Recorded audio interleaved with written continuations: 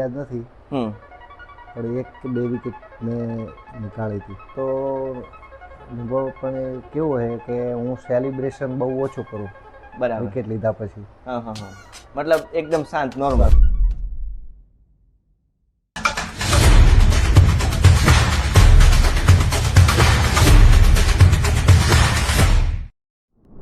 નમસ્કાર દર્શક મિત્રો, ઇનસાઇડ ક્રિકેટ સ્ટોરીમાં આપનું ફરીથી હાર્દિક સ્વાગત છે. અને આવનારા જે વિડીયો મેં પોસ્ટ કર્યા છે તેની અંદર તમારો સારો એવો પ્રતિભાવ મળ્યો છે અને સારો એવો રિસ્પોન્સ પણ તમે આપ્યો છે, એ બદલ તમારો ખૂબ ખૂબ આભાર. અને ફરીથી એક નવો વિડીયો અમે લઈને આવી રહ્યા છીએ. અત્યારે એક એવા વ્યક્તિની સાથે આપણે મળી રહ્યા છીએ કે આ બાજુના લોકલ એરિયાની વાત કરવામાં આવે તો દિયોદર છે, થરાદ છે, લાખણી છે, આ પટ્ટાની અંદર સચિન તેંડુલકર કહી શકાય. કારણ કે એટલા સમયથી, છેલ્લા 18 વર્ષથી પોતે ક્રિકેટ સાથે સંકળાયેલા છે. તો ડાયરેક્ટ આપણે એમની સાથે મુલાકાત કરીએ. તો સ્વાગત કરીએ છીએ નારણભાઈ. વેલકમ. પોતાના સમયગાળાની અંદર ક્રિકેટમાં કેવા અનુભવ થયા છે એના વિશે આપણે જાણીએ. તો નારણભાઈ, તમારું સ્વાગત છે. તો નારણભાઈ, ક્રિકેટની જર્ની એટલે કે તમારી જે ક્રિકેટ રમવાની શરૂઆત ક્યારે થઈ? આમ તો અભ્યાસ હું કરતો હતો ધોરણ 8માં, ત્યારથી છૂટીને પછી રમવા જતા સાંજે 5 વાગ્યા પછી સ્કૂલમાં. એટલે મતલબ કેટલા સમય પહેલાની વાત છે? સમય 22-23 વર્ષ થઈ ગયા. 23 વર્ષ પહેલા જે તમારા સ્કૂલના જે મિત્રો છે, મિત્ર સર્કલ સાથે તમે રમવાની શરૂઆત કરી. બરાબર. તો શરૂઆત તો 20-25 વર્ષ પહેલા કરી. તો અહીંયા આપણે જે બાજુમાં નાઇટ ટુર્નામેન્ટની લોકલ જે ટુર્નામેન્ટો થતી હોય એની અંદર સૌ પ્રથમ તમે નાઇટ ક્યારે રમ્યા? સૌ પ્રથમ આમ તો ભાભર જોડે પેટા ગામ છે ત્યાંથી શરૂઆત કરી હતી 18 વર્ષ પહેલા. આજથી 18 વર્ષ પહેલા. બરાબર. અને એટા ગામની અંદર પહેલી તમે શરૂઆત કરી નાઇટ રમવાની. બરાબર. તે તમને કોણ લઈને ગયેલું રમવા માટે? અમારા એક મિત્ર હતા સિદ્ધરાજસિંહ વાઘેલા જી, પાલડીના. બરાબર. પછી ગગાજી ખાણોદર. બરાબર. બધા મિત્રો હતા જે અમે સાથે જ રમતા.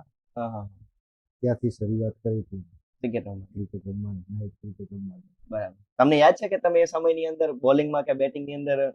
હું બોલિંગ ભાઈ કરી લેતો, બેટિંગ બી કરી લેતો. બરાબર. એ સમયમાં તમને પહેલી જ મેચની અંદર શું ચાન્સ મળ્યો હતો? બોલિંગ કરવાનો? બોલિંગ કરવાનો. બરાબર. તો યાદ છે એ સમયની અંદર? આજે 18 વર્ષ જેવા થઈ ગયા તો મતલબ યાદ ના પણ હોય, પણ જો તમને યાદ આવતું તો પહેલી ઇનિંગમાં તમે મતલબ બોલિંગમાં શું તમે? મને લગભગ પાકું યાદ નથી, પણ 1 કે 2 વિકેટ મેં નીકાળી હતી. 1 થી 2 વિકેટ તમે નીકાળી હતી. બરાબર. તો તમે અહીંયા જાણીતા છો અને અત્યારે આટલા એરિયાની અંદર જોવા જઈએ તો તમારા જેવા જે બોલ જે તમે ફેરવો છો, અંદર પણ લાવો છો, બહાર પણ લાવો છો, તો શું શરૂઆતની અંદર જ્યારે તમે ટુર્નામેન્ટો રમવાની શરૂઆત કરી આજથી 18 થી 20 વર્ષ પહેલા, તો એ સમયની અંદર પણ બોલ ફેરવતા કે એ સમયમાં તમે સીધી જ બોલિંગ કરતા? એ સમયે હું પેસ બોલર હતા.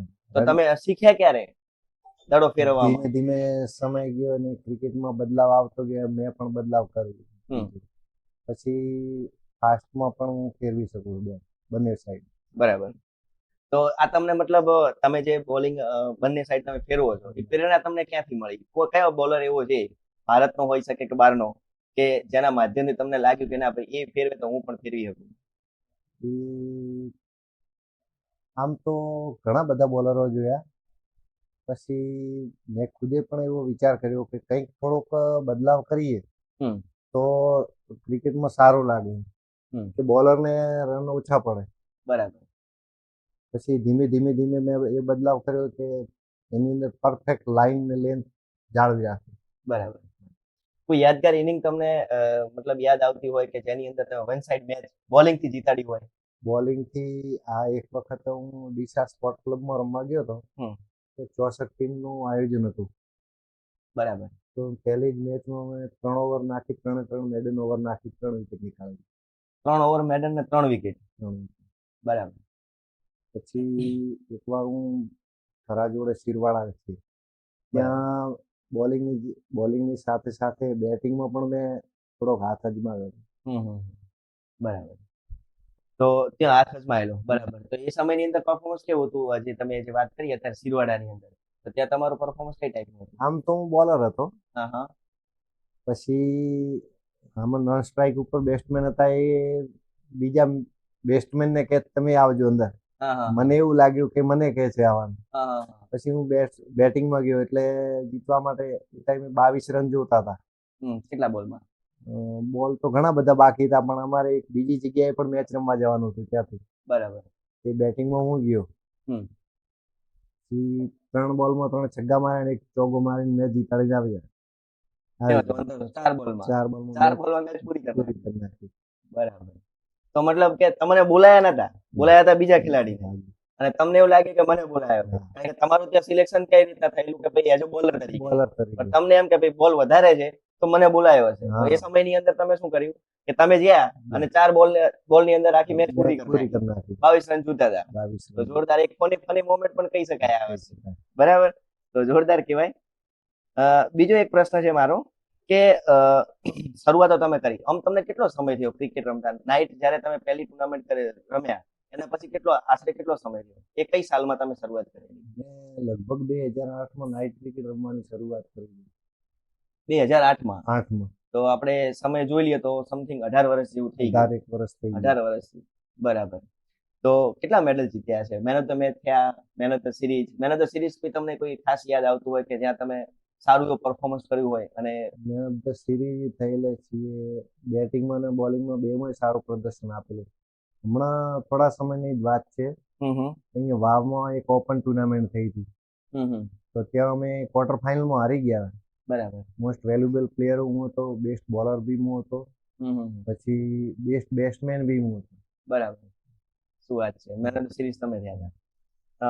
કોઈ એવો ખેલાડી કે જે તમે એને આઉટ કર્યો અને તમને બહુ બહુ આનંદ મળ્યો હોય એવું કોઈ તમને ઇન્સિડન્સ યાદ આવતો હોય? એટલો બધો તો અનુભવ પણ કેવું હોય કે હું સેલિબ્રેશન બહુ ઓછું કરું. બરાબર. વિકેટ લીધા પછી. મતલબ એકદમ શાંત, નોર્મલ. બરાબર. તો કોઈ એવો જેમ કે અત્યારે આપણા બાજુ એરિયાની અંદર અત્યારે હાલમાં જોવા જઈએ તો અમદાવાદના જે ખેલાડીઓ આવે છે, બરાબર, અને અહીંયા સેમી ફાઇનલ કે ફાઇનલ રમતા હોય અને એની સામે મોસ્ટ ઓફ તમારા જેવા જે પ્લેયરો યંગસ્ટરો અહીંયા હોય છે, એ જ સામે રમતા હોય છે, ત્યારે આપણે શું હોય છે કે ઘણા બધા ખેલાડી હોય ને એની અંદર એક એવો ખેલાડી હોય જે અત્યારે ફોર્મમાં, જેમ કે અત્યારે આ બાજુની અંદર પ્રશાંત ઠાકુર આવે એટલે સારી ઇનિંગ રમતો હોય. તો એવી રીતે હું તમને પૂછું છું કે એવો કયો ખેલાડી છે કે જેની વિકેટ લેવામાં તમને મજા આવે છે? કે એમાં નિસાર મંસૂરી પણ હોય શકે, પ્રશાંત ઠાકુર પણ છે, ઘણા બધા ખેલાડી છે. નિસાર મંસૂરી એક સારો બેટ્સમેન છે. પણ હું એમ એટલો કોન્ફિડન્સ થી કહું, મેં એને 5 વખત સામે રમ્યા છીએ. મેં 4 વખત તો મેં એને આઉટ કરેલું. તમે 4 વખત એમને આઉટ કરેલું? 4 વખત આઉટ કરેલું. શું વાત છે. તો એ બહુ જોરદાર વસ્તુ કહેવાય, કારણ કે એકના એક ખેલાડીને 5 વખત મેચોની અંદર 4 વખત એટલે સરેરાશ જબરજસ્ત કહેવાય. 5મી વખતે આઉટ થઈ જાય પણ એનો કેચ છૂટી ગયો. અને બીજો એક પ્રશ્ન છે કે તમારો ફેવરેટ જે પાર્ટનર કહેવાય ને, જેમ કે બેટિંગમાં બી એક પાર્ટનર જરૂર હોય કે જેની સાથે તમે કોમ્બિનેશનથી તમે સેટ થઈ શકો, તો એવો તમારા જોડે કોઈ બોલિંગ પાર્ટનર કોઈ ખરો કે જેની સાથે તમને કોમ્બિનેશન તમારે સેટ થતું હોય? દીવદર તરફથી અમે જ્યારે જલારામની ટીમ તરફથી રમતા, ત્યારે હું ને ધનંજય ત્રિવેદી એ મારો બોલિંગ પાર્ટનર. અમે બે ઇનિંગની શરૂઆત જ અમે બંને કરતા. ઘણી બધી અમદાવાદની ટીમ, કોઈ પણ ટીમ આવે, રન અમે થવા ન દેતા. બેટિંગ લાઈને અમારી પછી શું ઓછી હતી. બરાબર. બાકી અમદાવાદની ટીમ આવે તો બી 120 રન તો અમે ના થવા દેતા. શું વાત છે. એક કોઇન્સિડન્સ આપણે ઘણી વખત જ્યારે ક્રિકેટ સાથે રમતા ત્યારે તમે શેર કરતા કે કંઈક શરૂઆતની ઓવરોમાં 5 ઓવરમાં બહુ બધા રન થઈ ગયા અને પાછલા સ્પેલની અંદર તમે બિલકુલ રન ના આપ્યા, એ તમે કંઈક શેર કરવા માંગશો? અહીંયા ભાભર જોડે વડાણા છે. ઓકે. હમણાં 2-3 વર્ષની જ વાત છે. 3 વર્ષ પહેલા ટુર્નામેન્ટ થઈ હતી. બરાબર. તો ત્યાં અમારી સામે ઈડરના પ્લેયરો આવ્યા કે એમને ઇનિંગની શરૂઆત કરી, 4 ઓવરમાં વિના વિકેટે 80 રન બનાવી લીધા હતા. મતલબ ઈડરના ખેલાડીઓ? હા જી, ચેઝ કરતા હતા. પછી તમારો સ્કોર કેટલો થયેલો હતો? અમારા લગભગ 149 રને બહુ થયા હતા. 8 ઓવરમાં? 10 ઓવરમાં. ઓકે. પછી એ લોકો વિના વિકેટે 80 રન કરી દીધા હતા. બરાબર. બીજા સ્પેલમાં હું આવ્યો ને પછી ઘનશ્યામ બાપુ થરાદ. બરાબર. અમે બંને થઈને મેચ આખી પૂરી કરી દીધી. બંને થઈને એટલે મતલબ 4 ઓવરમાં એ લોકોના એક પણ વિકેટ નહીં અને 80 રન, અને પાછળ પછી એ લોકો ટોટલ કેટલો સ્કોર થયો? ઓલ આઉટ કરી દીધું કે ઓલ આઉટ કરી દીધા તમે 6 ઓવરમાં? નહીં, 8 ઓવરમાં, લગભગ 8 એક ઓવર થઈ હશે. મતલબ પાછળ 4 ઓવરમાં એ લોકોને ઓલ આઉટ કરી દીધા. ફીડરની અને હા. સારી એવી ટીમ, કારણ કે એ લોકો તો વ્યવહાર પણ લેતા હોય છે અને આપણે અહીંયાથી લોકલ ખેલાડી, તો એ જબરજસ્ત કહી શકાય. એક એવી પછી યાદગાર મેચ થઈ હતી થરાદ ધાનેરા હાઈવે ઉપર, ફાઇનલ મેચ હતી. અમે લોકોએ 16 ઓવરમાં 188 રન બનાવ્યા હતા. તો સામે ટાર્ગેટ આપ્યો તો 189 રનનો. બરાબર. તો સામે ભરતભાઈ માસ્ટર હતા થરાથી બરાબર. અને ભાવેશ અબાસણા. બરાબર. જી. એ બંને લોકો ચેઝ કરવા એટલે 4 ઓવરમાં વિના વિકેટે 99 રન મારી દીધા હતા.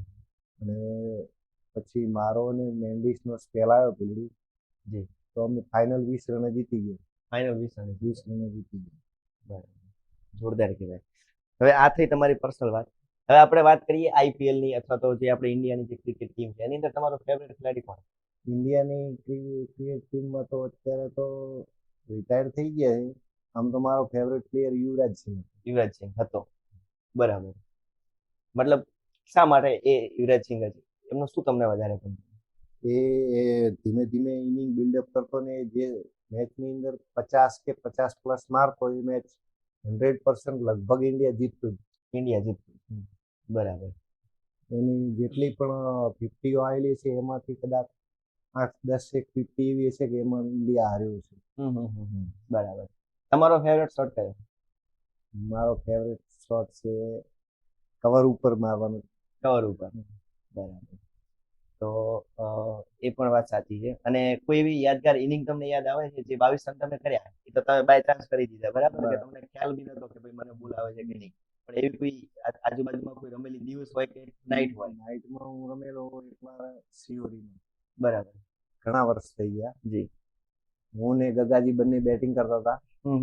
7 ઓવરમાં લગભગ અમારે રન થયા હતા 70-72 રન થયા હતા. 12 ઓવરની મેચ હતી. બરાબર. અને હું ને ગગાજી પછી બેટિંગ કરતા 5 ઓવરમાં બાકી હતી.